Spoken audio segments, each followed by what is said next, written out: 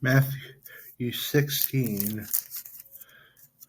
verses 13 to 23.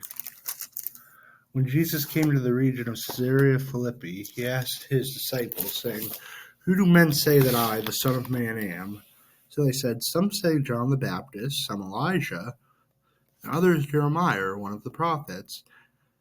He said to them, "But who do you say that I am?" Simon Peter answered and said, "You are the Christ, the Son of the living God." Jesus answered and said to him, "Blessed are you, Simon Bar-Jonah, for flesh and blood has not revealed this to you, but my Father who is in heaven. And I also say to you that you are Peter, and on this rock I will build my church, and the gates of Hades shall not prevail against it. I will give you the keys of the kingdom of heaven, and whatever you bind on earth will be bound in heaven, and whatever you loose on earth will be loosed in heaven." Then he commanded his disciples that they should tell no one that he was Jesus the Christ. For that time Jesus began to show to his disciples they must go to Jerusalem and suffer many things from the elders and chief priests and scribes, and be killed and be raised the third day. Then Peter took him aside and began to rebuke him, saying, "Far be it from you, Lord, this shall not happen to you." But he turned and said to Peter, "Get behind me, Satan, you are an offense to me, for you are not mindful of the things of God, but the things of men." When I read this verse, I was a little confused that day. I was wondering how Christians could show love, but also lambast sinners out of love. I couldn't get my head around it. But reading that verse, it made me show me the ultimate example of it. Jesus not only praises Peter, but gives him a destiny to build his church. And then only 5 verses later, calls him Satan and an offense. Shows what Christians are supposed to do. Show love to those who need it, and lambast those who are guilty. Now, this verse isn't only in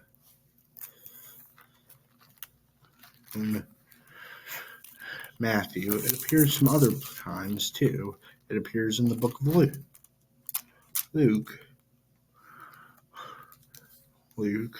Only it removes Jesus lambasting Peter.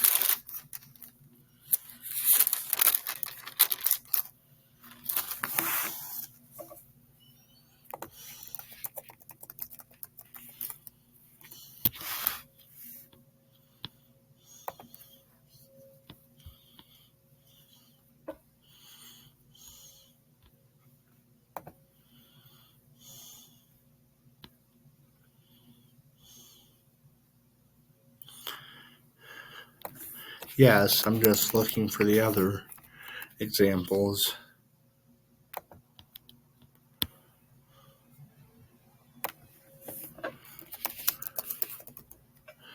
This also happens in the book of Mark. I know I just got that wrong, but it does. And happens a couple of times. This comes just after he heals a blind man. Now Jesus says, this is Mark 8:27.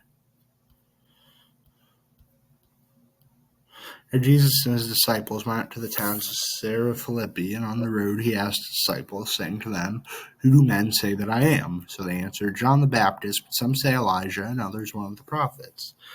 He said to them, "But who do you say that I am?" Peter answered and said to him, "You are the Christ." Then he strictly warned they should tell no one about him.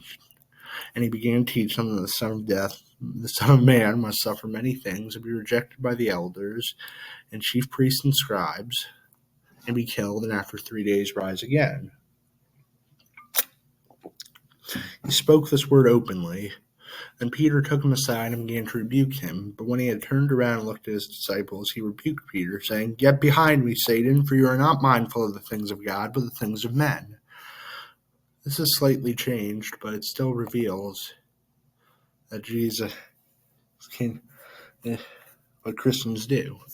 They need to follow Jesus' example, show love to those in need of it, and call out those who need to be rebuked. Lord, I want to thank you for showing me the example of Christ, and I ask you give me the courage to follow this in my everyday life. I ask that, not just for my sake, but for yours, so the world can see your love. The world can see your love and learn who you truly are, your love and your strength and your power. Amen. God bless.